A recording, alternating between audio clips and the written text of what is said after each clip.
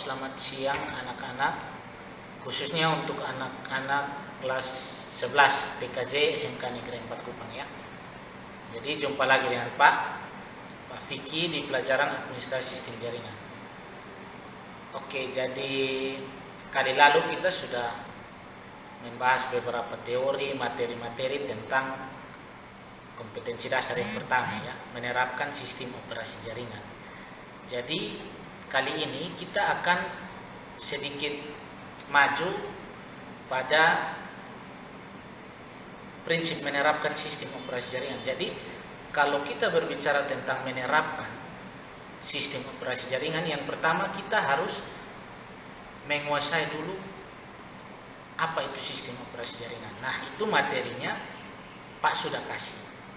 Dan ada satu lagi, prinsip operasi jaringan, ada juga bagaimana cara kita mengelola operasi jaringan itu, atau bagaimana cara kita menginstalasi sistem operasi jaringan itu. Jadi di pertemuan kali ini Pak akan membahas atau menunjukkan bagaimana kita menginstal satu sistem operasi yang dikhususkan untuk jaringan. Jadi di pertemuan kali ini Pak akan coba menginstalasi sistem operasi Ubuntu Server. Jadi Ubuntu Server ini salah satu sistem operasi yang diperuntukkan untuk jaringan, dan dia basisnya Command Line Interface atau CLI. Jadi kita mulai dulu dari CLI. CLI itu apa, kan sudah ada materinya. Jadi kali ini untuk kita bisa menerapkan sistem operasi jaringan, yang pertama kita harus install dulu sistem operasi tersebut. Setelah itu kita tahu cara pakainya, baru kita bisa terapkan sistem operasi jaringan dalam satu jaringan yang akan kita buat. Jadi Pak akan buat videonya mulai dari bagaimana persiapan untuk kita melakukan instalasi sistem operasi, terus cara installnya seperti apa, cara pakainya seperti apa, perintah-perintah apa saja yang dibutuhkan untuk berhasil menginstal. Nanti Pak akan kasih semua langkah-langkah dan apa-apa saja yang dibutuhkan. Jadi anak-anak harus simak agar semuanya bisa mengerti. Meskipun ini semi praktek, Pak bilang semi praktek karena Pak yang praktek di sini, anak-anak cuma nonton dari rumah. Tapi buat anak-anak yang punya komputer dan koneksi internet yang bagus di rumah, bisa langsung coba ikut di video ini.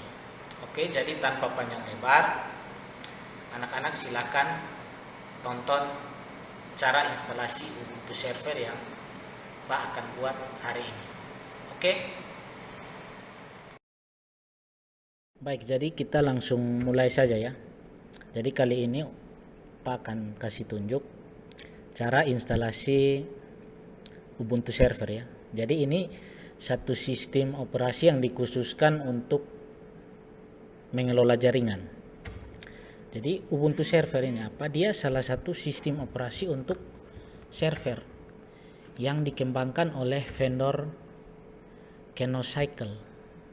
Nanti itu vendornya seperti apa, bisa silakan search atau browsing di Google. Jadi Ubuntu Server ini dikembangkan secara open source atau secara terbuka, gratis. Jadi open source itu artinya para programmer atau orang-orang bisa mengembangkan sistem operasi ini, atau siapapun dapat berkontribusi dalam mengembangkannya. Tapi dia tidak seperti sistem operasi desktop atau GUI karena dia bentuknya CLI. Karena dia memang dikhususkan untuk server. Jadi tampilan yang ada di Ubuntu nanti hanya berupa layar hitam dan karakter-karakter putih. Jadi hanya hitam putih. Jadi sistem operasi Ubuntu ini sebenarnya dikhususkan bukan untuk kalangan user biasa. Artinya yang hanya menggunakan sistem operasi untuk kebutuhan misalnya kerja ketik-ketik atau penggunaan sehari-hari, tidak dikhususkan menggunakan Ubuntu atau tidak disarankan menggunakan Ubuntu. Jadi kenapa kita harus belajar ini? Karena kita anak TKJ, ujung-ujungnya kita akan menjadi seorang administrator server. Nah, Ubuntu server ditujukan untuk orang-orang tertentu yang bekerja di balik server. Seperti contoh sistem administrator atau orang-orang IT. Atau bisa juga anak-anak sekolahan seperti kalian sekarang yang mau belajar tentang sistem operasi jaringan. Nah, makanya Pak akan kasih tunjuk ya cara instalasinya seperti apa. Nah, sebelum kita menginstalasi Ubuntu server ini, sebagai bahan persiapan kita harus menyiapkan beberapa perangkat pendukung yang penting. Seperti kita harus punya satu PC dengan spesifikasi minimal itu prosesornya kecepatannya 1 GHz atau biasa ditulis 1 GHz. Terus kita harus mempunyai RAM sekitaran atau minimal itu 512 MB. Setelah itu kita harus menyediakan ruang atau space di hard disk itu sebesar 1 GB. Dan yang paling penting koneksi internet, karena Ubuntu nanti akan melakukan update dan upgrade menggunakan koneksi internet. Nah, tapi untuk Pak praktekan kali ini, Pak akan membuatnya dalam bentuk virtual. Artinya dia memang diinstal tapi ditimpakan ke sistem operasi Windows menggunakan VirtualBox. Nanti Pak akan ulas tentang VirtualBox tersendiri. Oke, jadi kita langsung saja ya. Yang pertama sebelum itu kita instalasi kali ini menggunakan ROM virtual ya. Jadi Pak akan menggunakan aplikasi VirtualBox. Jadi kita harus download dulu VirtualBox. Makanya di awal tadi Pak bilang harus punya koneksi internet. Pertama kita buka Chrome untuk kita akses internet ya. Nah, di sini di bagian pencariannya yang ini ya, Pak perbesar, kita ketik virtualbox.org. Nah, seperti ini ya linknya.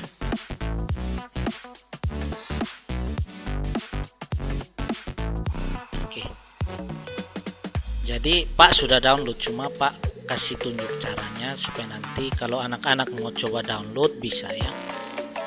Nah, setelah tampil seperti ini, ada lihat yang tulisan download VirtualBox 6.1 nih. Ini ya, Pak. Nah, ini. Langsung klik saja di sini.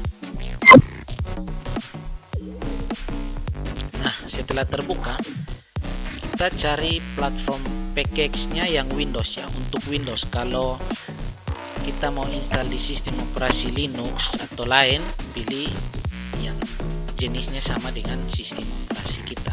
Karena Pak menggunakan Windows 10, jadi bisa lihat ya, Pak pakainya Windows 10, jadi Pak akan ambil file yang untuk Windows di VirtualBox. Nah, ini yang atas Windows host ya. Ini yang nanti tinggal klik saja, nanti secara otomatis terdownload. Oke. Nah, nanti setelah selesai download, ini Pak sudah habis download ini. Filenya yang ini ya. File instalasinya VirtualBox. Tinggal klik 2 kali saja atau klik kanan run as administrator. Biasanya kan klik 2 kali, klik 2 kali saja.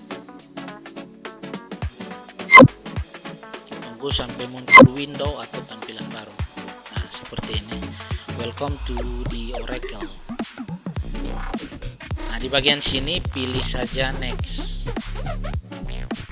Oke, next Pak perbesar supaya bisa lihat ya. Oke, di bagian sini pilih next. Nah, di sini tidak perlu settingan apa-apa, langsung next saja. Di sini juga next. Proceed with installation now, pilih yes. Di sini pilih install. Nah, kalau muncul seperti ini konfirmasi dari Windows atau user account control, pilih yes saja. Nah, kita tunggu proses instalasinya sampai selesai. Oke, kalau sudah muncul begini, Oracle VM VirtualBox installation is complete. Tidak usah centang ini, atau kalau jika centang, nanti ketika kita klik finish secara otomatis VirtualBox akan terbuka. Kalau kita tidak centang, nanti kita harus buka manual. Oke, ya biar Pak centang supaya langsung terbuka. Jangan lupa klik finish. Oke, jadi tampilannya seperti ini. Nah, ini. Nah, ini proses instalasi VirtualBox. Mudah kan? Jadi Pak rasa kalian bisa paham. Nah, setelah selesai download VirtualBox, kita harus download dan install, kita harus punya file instalasi Ubuntu, sistem operasinya Ubuntu server. Jadi bisa search di Google saja. Misalnya mau menggunakan Ubuntu berapa, Ubuntu server, klik saja Ubuntu server. Nah, bisa muncul. Jadi ini gratis ya untuk di download. Tinggal pilih mau Ubuntu server yang berapa, tinggal klik download. Jadi Pak pakai yang ini. Pak sudah download, jadi nanti Pak pakai yang ini ya. Jadi Ubuntu ini dia sistem operasi, ada CLI, maksudnya Linux. Linux itu ada CLI, ada GUI ya. Tapi kali ini kan kita gunakan yang CLI karena memang untuk server, command line interface. Jadi filenya Pak sudah download, Pak sudah simpan di sini. Nah, ini filenya yang ini. Ubuntu Live Server AMD 64, jadi 64 bit ya. Ini file instalasinya, jadi kita bisa gunakan untuk install ya. Oke, jika sudah punya filenya, pertama kita ke VirtualBox. Jadi ini ya, Pak running mouse-nya sudah terbuka. Kalau running dari sini Pak running dulu VirtualBox. Nah, jika tampilan seperti ini, kita pilih new. Lihat, perhatikan kursor mouse ini, atau bisa dari keyboard tekan saja Ctrl N. Itu umum. Kalau Ctrl N ya pasti membuka file baru atau lembar kerja baru. Jadi pilih new. Nah, di sini di bagian sini, di bagian name atau nama, bebas mau dikasih nama apa terserah. Jadi Pak kasih nama di sini Ubuntu server. Klik aja. Nah, seperti ini ya. Mesin foldernya biarkan seperti ini, tetap saja. Yang bagian sini biarkan tetap. Di bagian tipenya, karena Ubuntu ini dia tipe Linux, kita pilih Linux. Kalau kita install Windows Server, berarti kita di bagian tipenya pilih Microsoft Windows ya. Ini kan Linux, jadi pilih Linux. Nah, di bagian versionnya tadi Pak sudah kasih tahu kan versi yang akan kita pakai. Ulang ya. Versi yang kita pakai ini AMD 64, artinya dia 64 bit bukan 32 bit. Sebenarnya penjelasan 32 bit dan 64 bit itu di kelas 1 pasti sudah dapat. Pak tidak perlu jelaskan. Oke, jadi kembali di sini ya. Di di bagian versi pilih Ubuntu 64 bit. Kalau misalnya file instalasi tadi 32, pilihnya Ubuntu 32. Oke, pilih Ubuntu 64 bit. Terus next. Nah, di bagian sini create virtual machine, di bagian memory size kita sesuaikan dengan kapasitas memori yang ada di PC atau perangkat yang kita mau timpakan dengan sistem operasi virtual ini. Jadi kalau umumnya VirtualBox akan mendeteksi kalau memori dengan kapasitas seperti ini pas untuk sistem operasi yang tadi kita import itu. Nah, kalau ini 1024 MB ini sama dengan 1 GB. Jadi bisa kasih naik tinggal tarik yang ini biru ini kasih naik. Nah, kayak ini 2048 ini kan 2 GB. Atau mau kasih naik lagi tidak masalah. Yang penting jangan sampai di batas merah. Batas merah ini artinya ini digunakan untuk sistem operasi yang asli di komputer ini. Jadi kalau misalkan RAM kalian 8 GB, kalian bisa kasih naik sampai 2 GB. Ini punya Pak, di sini punya sekolah 32 GB, jadi Pak bisa kasih naik sampai 8 atau 16 juga bisa. Kasih naik 6 saja, biar cepat.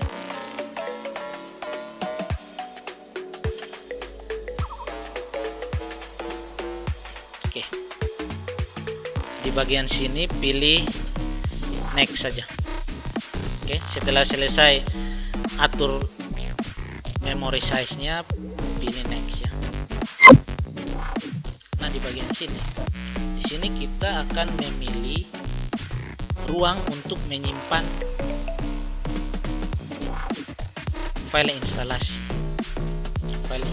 Ubuntu ya. Jadi di bagian sini kita pilih create a virtual hard disk now. Jadi biasanya secara otomatis tidak usah pilih juga.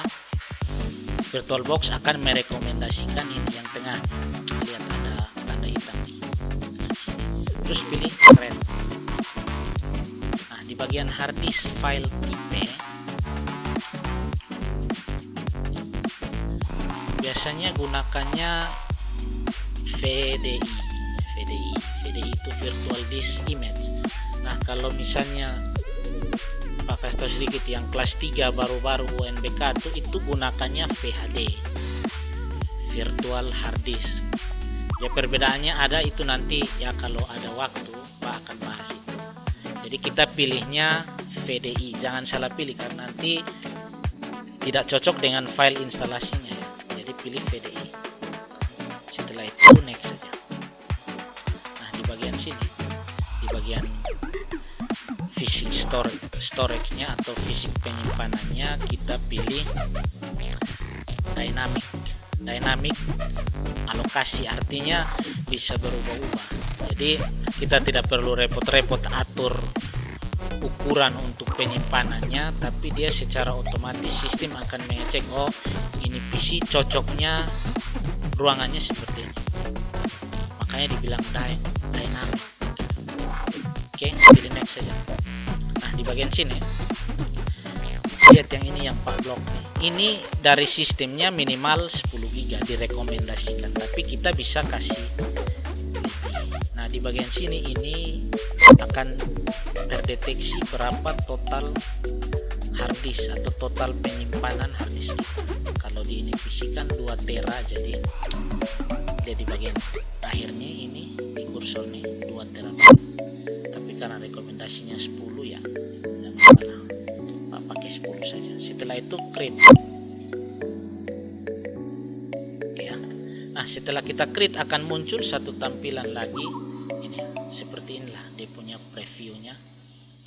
Ini yang tadi Pak kasih nama Ubuntu Server TKJ.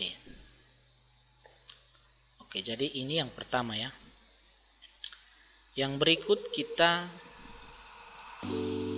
masuk lagi ke settingan network dan pilih file instalasi yang tadi kita masukkan ke VirtualBox. Kita setting networknya dan masukkan ini ke VirtualBox agar VirtualBox bisa install. Jadi VirtualBox ini seolah-olah sebagai satu komputer lain di dalam kita punya komputer, tapi secara virtual. Artinya dia ada tapi secara fisik dia tidak ada. Virtual kan seperti itu. Jadi kita setting network ya. Untuk settingnya pilih di tab setting. Ini ada jelas di sini. Setting. Pilih setting. Nah, akan muncul seperti ini ya. Nah, oke ini. Lihat kan. Nah, yang sebelah kiri ini namanya tab. Ini juga tab sebenarnya. Nah, di bagian sini pilih, kita setting dulu network. Terus kita lihat geser di sebelah kanan, kita lihat di bagian network adapter. Di bagian network adapter 1 ini, di bagian sini attack 2 kita pilih bridge. Perhatikan. Setelah seperti ini kita klik lagi advance. Di Prometheus mode kita pilih allow all. Jadi adapter atau sumber internet mengizinkan proses instalasi ini. Setelah itu kita oke. Kita masuk setting lagi. Sekarang kita settingnya di network. Kita settingnya di tadi network sudah toh, sekarang di tab storage. Kita setting di tab storage. Di bagian sini yang penting karena di sini kita akan memilih file yang akan diinstal ke VirtualBox ini.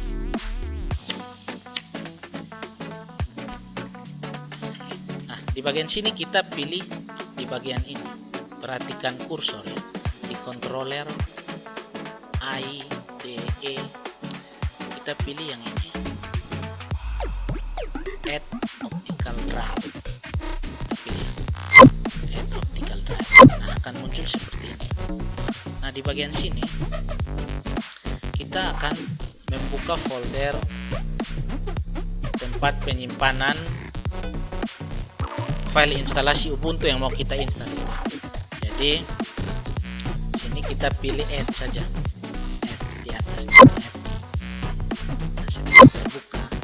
Biasanya terbuka dia munculnya begini. Jadi kita cari folder yang kita simpan file Ubuntu. Jadi Pak simpannya di sini. Biar di sini folder Ubuntu filenya ini. Jadi Pak klik terus Pak open. Nah, dia akan muncul di bagian sini. Setelah dia sudah muncul, kita pilih choose atau pilih ini. Oke. Jadi ini proses mengimport file instalasi Ubuntu ke dalam VirtualBox. Ini masih import, jadi dia baru masuk di VirtualBox, dia belum diinstal ya. Oke. Masih ikuti sampai sekarang kan? Oke. Nah, setelah selesai pilih oke. Nah, kalau sudah dia akan muncul di sini. Ini sudah muncul, controller sudah ada, filenya. Perhatikan kursor ya. Setelah itu kita langsung start agar proses instalasinya berjalan. Pak langsung klik start.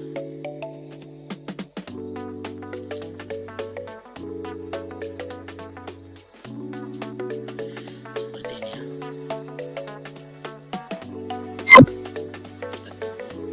Nanti Pak perbesar jadi anak-anak bisa lihat.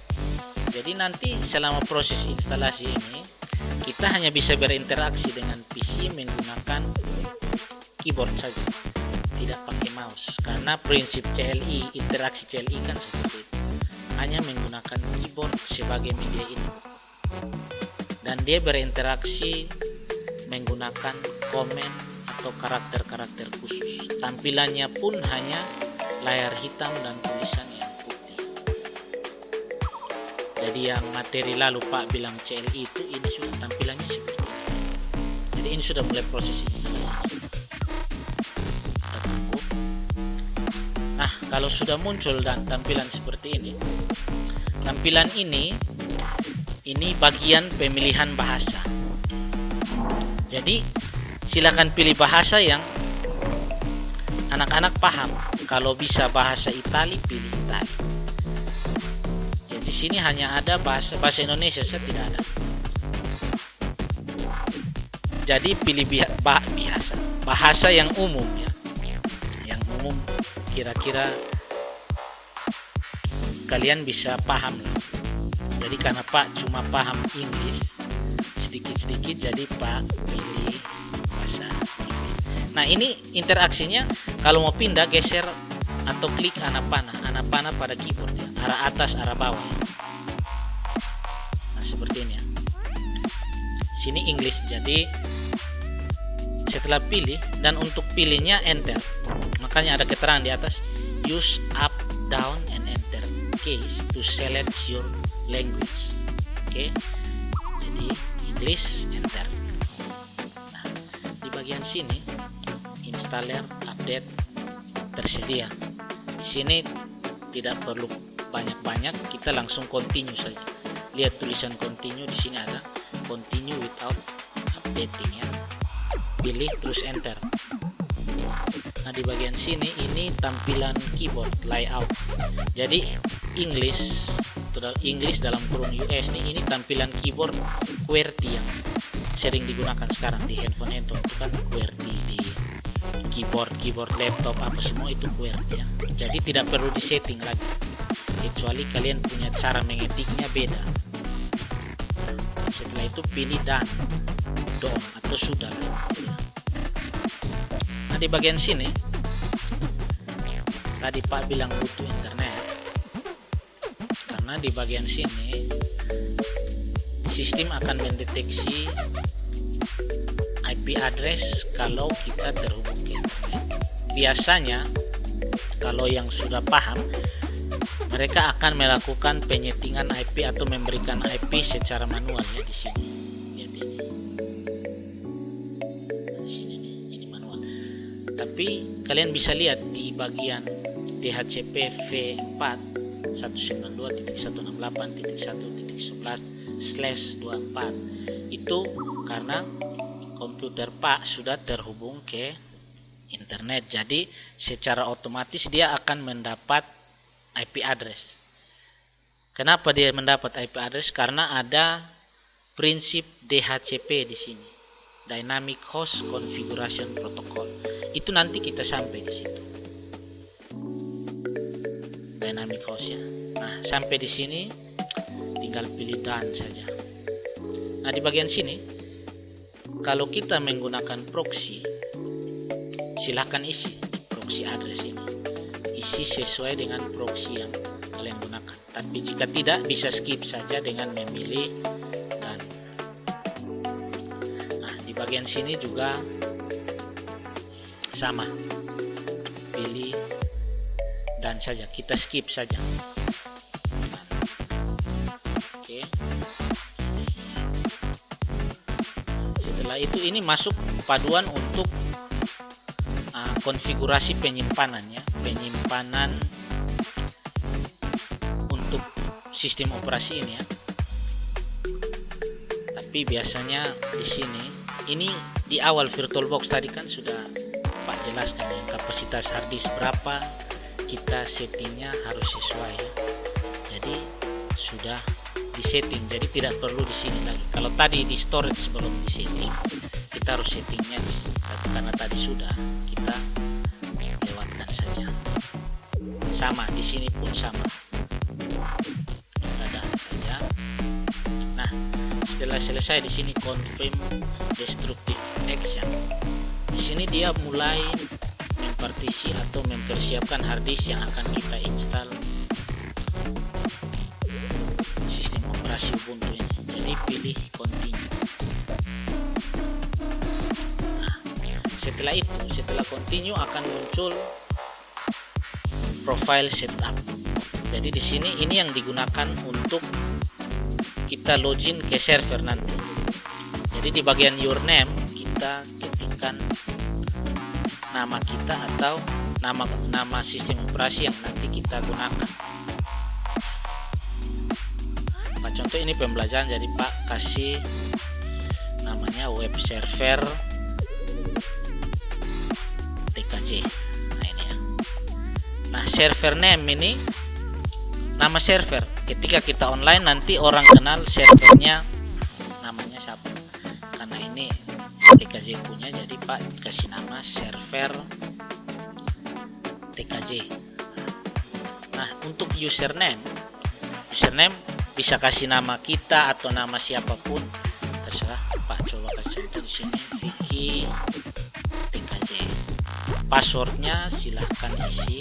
Pak kasih password yang gampang 123456778. Confirm password, masukkan password yang sama 123456778. Oke,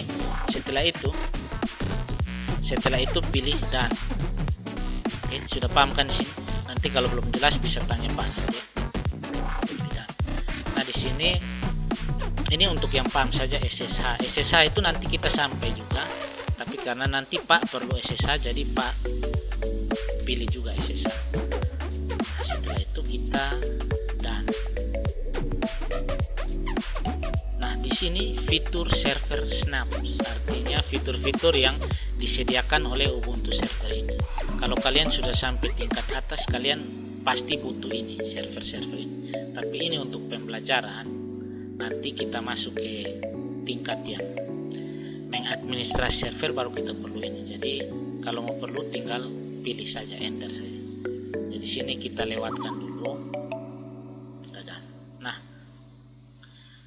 lihat di bagian atas ada tulis installing system, artinya proses instalasinya sementara dimulai. Ini sudah mulai nih, sudah mulai proses instalasi ya.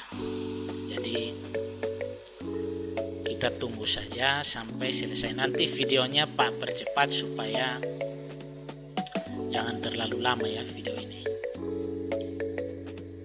Kita tunggu saja, nanti Pak percepat ya.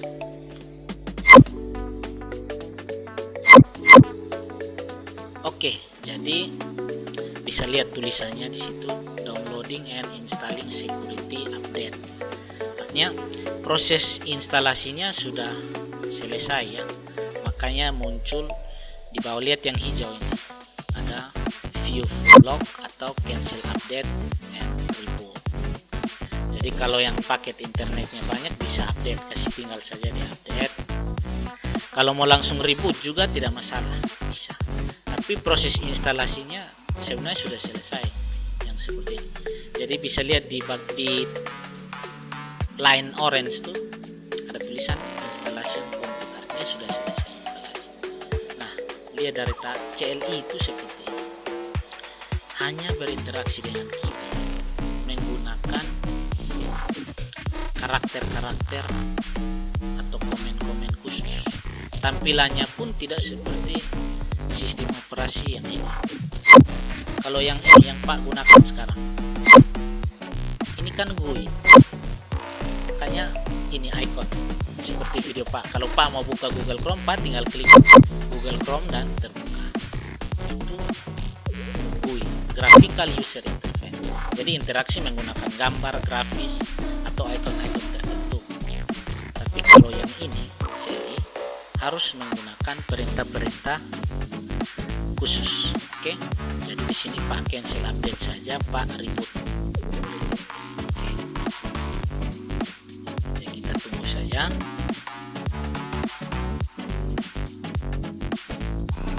Ya sudah muncul tulisannya canceling update. Artinya update-nya dibatalkan lah. Jadi prosesnya reboot, restart. Kita tunggu saja sampai dia berhasil masuk tampilan root, tampilan login Linux-nya.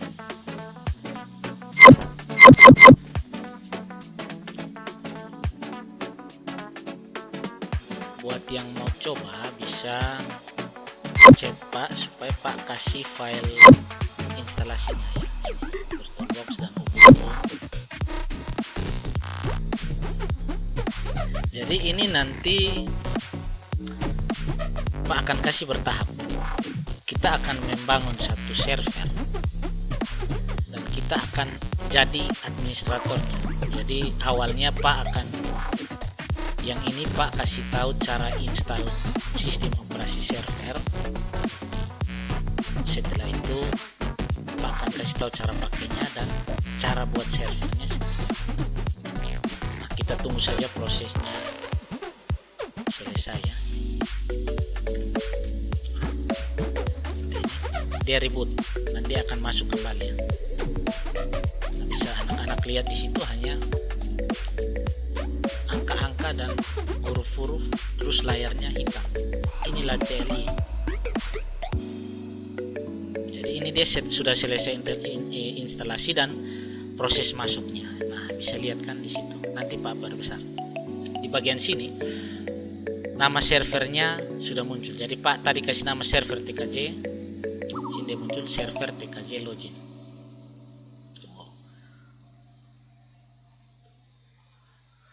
Dan masih proses untuk servernya bisa berjalan.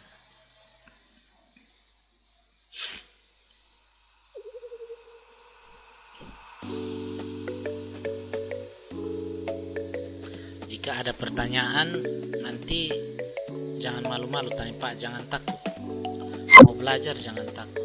Pak akan jawab semampu Pak sampai kalian bisa paham.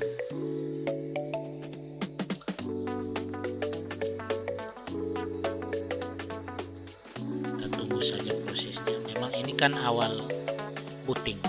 Booting artinya awal masuk. Jadi booting itu di semua perangkat elektronika ada. Ketika kalian punya handphone, kalian kasih mati terus kalian kasih hidup, muncul logo Samsung atau Oppo atau Vivo duluan. Nah, itu namanya proses booting. Mempersiapkan perangkat untuk bekerja dengan sistem operasi yang terinstal di perangkat. Itu namanya proses booting. Kayak namanya reboot atau restart. Nah, di sini sudah muncul. Dia muncul server TKJ login. Nah, loginnya kita menggunakan username tadi dan password yang tadi kita buat. Jadi tadi Pak buat Vicky TKJ kan, terus enter. Nah, di sini password. Nanti di saat kita ketikkan password dia tidak akan muncul. Jadi usahakan ketikan yang benar. Setelah itu enter. Ya Pak ketikan 1 2 3 4 5 6 7 8. Setelah itu enter. Nah, di sini bisa lihat perubahannya. Dia akan muncul Vicky TKJ at server TKJ. Jika sudah ada tanda dolar seperti ini berarti kita sudah berhasil masuk ke Linuxnya. Nanti perintah-perintah atau komen-komennya seperti apa, upgrade-nya seperti apa, itu nanti kita bahas di pertemuan selanjutnya. Nanti Pak akan kasih tahu. Jadi intinya kalau sudah tampilan seperti ini berarti kita sudah berhasil menginstalasi Linux Ubuntu server. Makanya di sini to run a command as administrator user atau user root use sudo. Jadi biasa istilah sudo. Ini pakai contoh satu perintah ya. Sudo enter. Nah, kalau muncul seperti ini berarti ada kurang. Jadi kita tambahkan sudo su coba. Nah, sudo su untuk kita masuk ke root. Dia akan minta password for Vicky TKJ itu apa? Pak kasih masuk password lagi. 1 2 3 4 5 6 7 8 terus Pak enter. Nah, dia berubah lagi. Root at server TKJ, direktorinya home, usernya Vicky. Dan dia sudah menjadi root user. Artinya user Vicky TKJ ini berhak penuh untuk server. Jadi intinya proses instalasinya seperti itu. Nanti materi instalasinya dalam bentuk gambar Pak akan bagikan, Pak kasih supaya kalian lebih paham dengan langkah-langkahnya lebih jelas di situ. Oke. Jadi Pak kira hanya ini saja. Jika ada pertanyaan jangan lupa langsung tanya ke Pak ya. Jangan malu-malu, langsung bertanya ya. Oke anak-anak, sampai jumpa. Tetap semangat belajar. Shalom.